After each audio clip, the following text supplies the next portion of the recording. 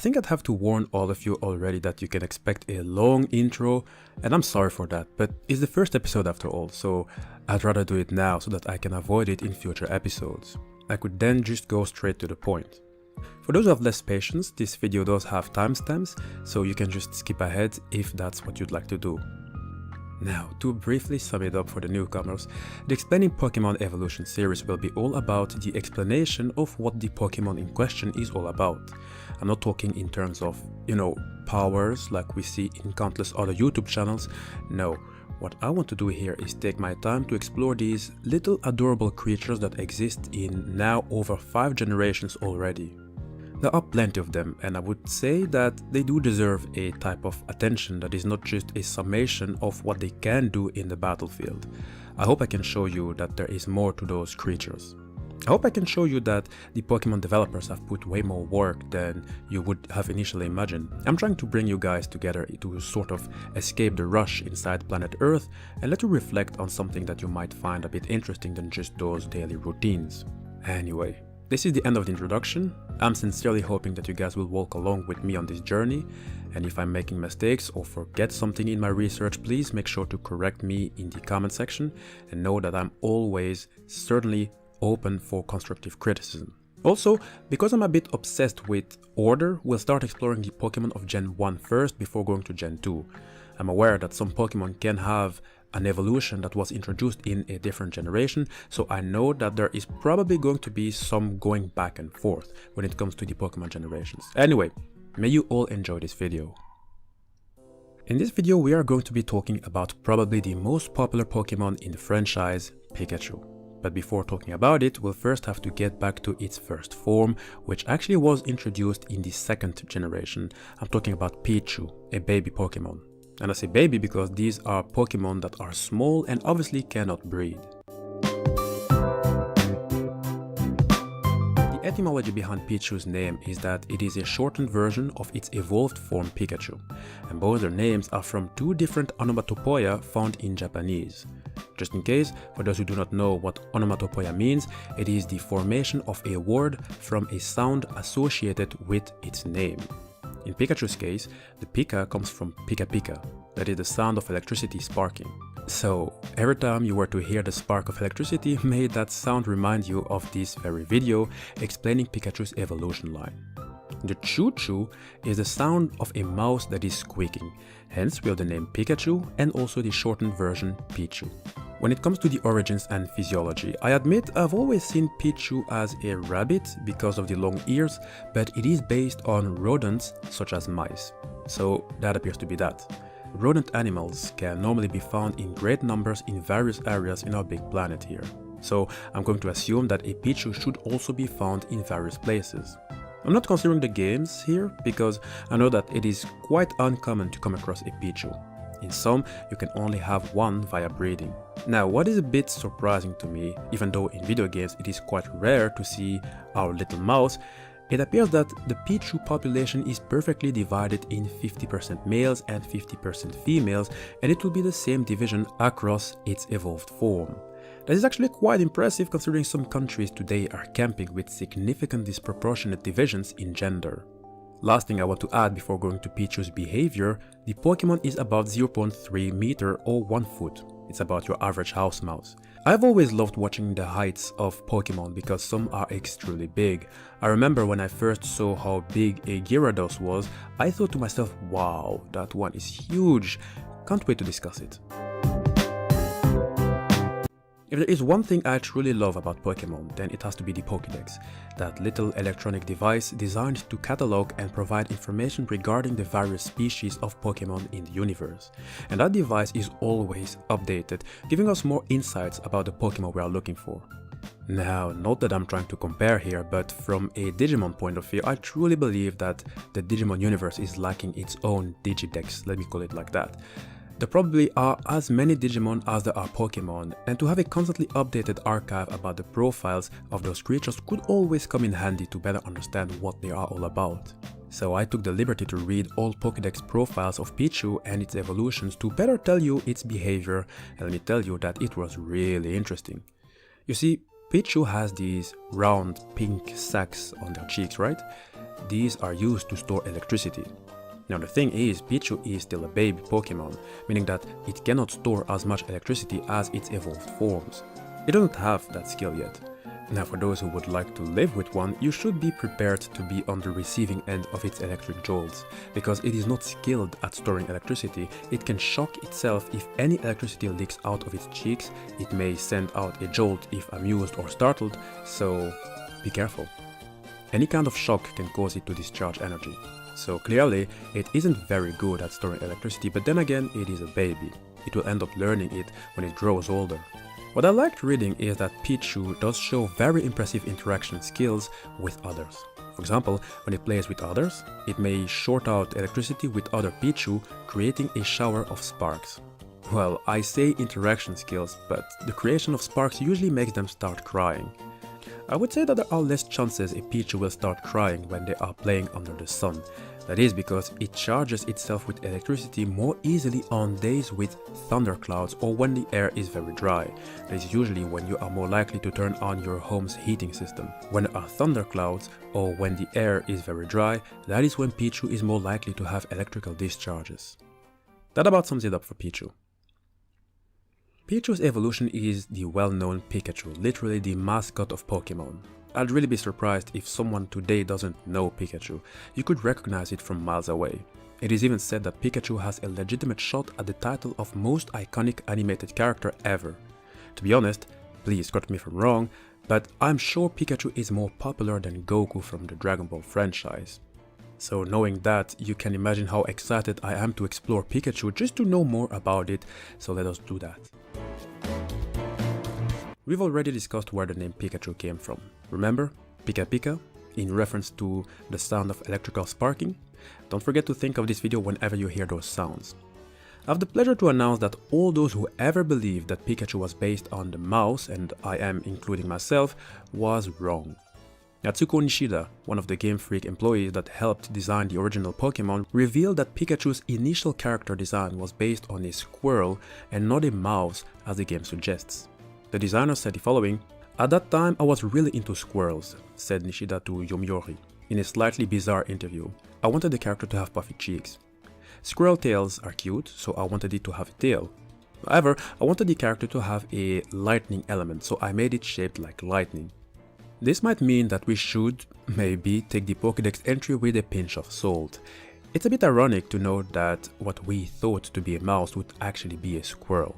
Really kind of shook up my theoretical paradigm. But hey, always good to learn, right? Now speaking of learning, did you know that a female Pikachu looks almost exactly as a male with the exception of her tail? That tail, when Pikachu is a female, will be rounded at the end and will have an inward dent, giving it the appearance of a heart. Very interesting to see those gender differences. And to add on to the tail, what you have to know is that Pikachu is using its tail to monitor its surrounding, although it is sometimes struck by lightning in that pose. Now to finish, Pikachu did grow a little taller than Pichu. It went from 0.3 meters or 1 foot to 0.4 meters or 1 foot 4. Lots of Pichu's characteristics were transferred to Pikachu. That is something I found very interesting when reading the Pokédex. As I have said when discussing Pichu, they tend to gather in groups. They are Pokémon that live in a collective rather than being lone wolves, which is normal considering their size. They could easily be the prey of other bigger and stronger Pokémon. Being united might be the best means of defense and even offense. Pikachu is still living in groups, except that they don't cry anymore like Pichu. No, they literally became almost like a small army. Let me explain. In the anime it has been stated that Pikachu, at least in the Kanto region, live in big groups deep in forests and are even aware of humans. That is a big change because it is also said that normally Pikachu are friendly creatures that love to be cuddled unless they are threatened or angered, or if someone pulled or stepped on its tail. That is when it can get quite aggressive. It might bite or even shock the culprit. Pikachu became very social and works in team with other Pikachu. Heck, they even have ways of greeting each other. For example, in the Kanto region, Pikachu greet one another by shocking them, and those who live in the Pikachu Valley in Alola greet each other by sniffing one another and rubbing their tails together. They also start duels with one another by sending electric signals, and the winner would be decided when the opponent's tail is bitten. Pikachu can also differentiate the electrical shocks of a weakened companion as well as a healthy one, so to be honest, that is actually really impressive. I am happy to know that there is way more to Pikachu than initially thought. I would say that many humans in the Pokemon world, and to be honest also in the real world, I know plenty who would love a Pikachu in the household. Anyway, many humans in the Pokemon world are interested in Pikachu, because when several are gathered, their electricity could build and even cause lightning storms. That is probably why the Pokédex entry of Pokemon Sun tells that a plan was recently announced to gather many Pikachu and make an electric power plant. I would say that you'll be in for a whole lot of problems trying to gather Pikachu because its nature is to store up electricity, so you might get struck not just by one but many Pikachu. Also, you see the forests where Pikachu live. Those forests where you can find Pikachu's nests, they are dangerous since the trees are so often struck by lightning. You will have to wear electrical safety clothing and hopefully that'll be enough. And if you try to sneak in on Pikachu when it is sleeping, well, you see the electricity storing pouches on its cheeks. These appear to be electrically charged during the night while Pikachu sleeps, and it occasionally discharges electricity when it is dozy after waking up. So any attempts of trying to catch a Pikachu will have to be planned thoroughly. Here is something important you have to know about Pikachu. For it to evolve, it doesn't suffice to make Pikachu grow stronger. It will need a mysterious evolutionary stone known as the Thunderstone. In order to get one, Pikachu will sometimes gather up in big groups to search for Thunderstones so they can evolve. Very impressive, if I may say so myself. Pikachu is not acting as a group, but is acting as a team. They know how to play together, they know how to fight together, and they know how to work together in order to reach the next stage. This deserves an applause, really. Once Pikachu is using the Thunderstone, it has two different forms, or rather variants, it can evolve to. There is Raichu and there is Alolan Raichu, in reference to Alola, a region consisting of 4 main islands, all with a warmer climate than other regions. I would say Alola is the type of place I would love to go to if I am in a dire need for sun and nice beaches, and to be honest, I could use some sun right now. Raichu is the last Pokemon we're going to be discussing here. It's quite a long video, isn't it? You have almost made it to the end, we're almost there. When it comes to the etymology, Raichu's name, well, Raichu originates from the Japanese word rai, meaning thunder, and the chu is referring to the squeak made by a mouse. Maybe some mythology for you, Raichu is a name that is similar to Raiju, a legendary lightning creature from Japanese mythology. Raiju is the companion of Raijin, the Shinto god of lightning. This does bring Pokemon close to mythology, doesn't it? When it comes to the physiology, both Raichu and Alolan Raichu were influenced based on their habitat. The Raichu living in the Kanto region has the appearance of a kangaroo rat, while Alolan Raichu might be based on the surfing Pikachu or might simply be based solely on surfing. Alola looks like Hawaii and surfing was invented in Hawaii, so why not combine a Raichu with surfing? There are gender differences for the Kantonian Raichu. Males have tips on their lightning bolt tails, while females have flat ends on them. That is different from the Alolan counterpart, as Alolan Raichu does not sport any visual differences between males and females. As for the height, Raichu did grow much bigger than its previous forms, coming at 2 foot 7 inches or 0.8 meter. That is almost 3 times the height of Pikachu. We're going to focus on Raichu's behavior first and close it with the Alolan version to avoid confusion. I do not know how much of an impact the Thunderstone had on an evolving Pikachu, but I would say that Raichu and Pikachu grew to become a little bit different. Sure, both Pokemon still have some aspects in common, like the fact that they can be friendly and cute. Raichu on the other hand became more confident, faithful and powerful than Pikachu, to a point of making them rivals. Depending on how much electricity it has stored in its body, it can also become extremely short-tempered and aggressive. Well, that depends on which Raichu we're talking about, as some of them are timid and would run away from people. With the electricity buildup, its muscles are stimulated, making it become even more aggressive than usual. And pay attention, its electric charges can reach even 100,000 volts, capable of causing even an Indian elephant to faint. That would be quite a shock. When it comes to Alolan Raichu, it is said that there are multiple reasons for it to become different than the Raichu of the Kanto region. Weather, climate, and food are among those aspects triggering multiple changes. That is confirmed by researchers claiming that its diet is one of those causes of this change. Locals of the Alola region often state that Raichu got this change from eating lots of fluffy pancakes, which are a common delicacy in the Alola region. The climate has probably helped Alolan Raichu's behavior as it became more playful than their normal counterparts. Also, while Cantonian Raichu's tail is used as a ground to protect itself from its own high voltage power, Alolan Raichu is using it as a surfboard to ride waves and even float in mid-air. It does that by controlling psychic powers, allowing it to use its tail to ride around, meaning that Alolan Raichu became a prominent user of psychokinesis. So clearly, the region has an important role in how a Pokémon is going to develop.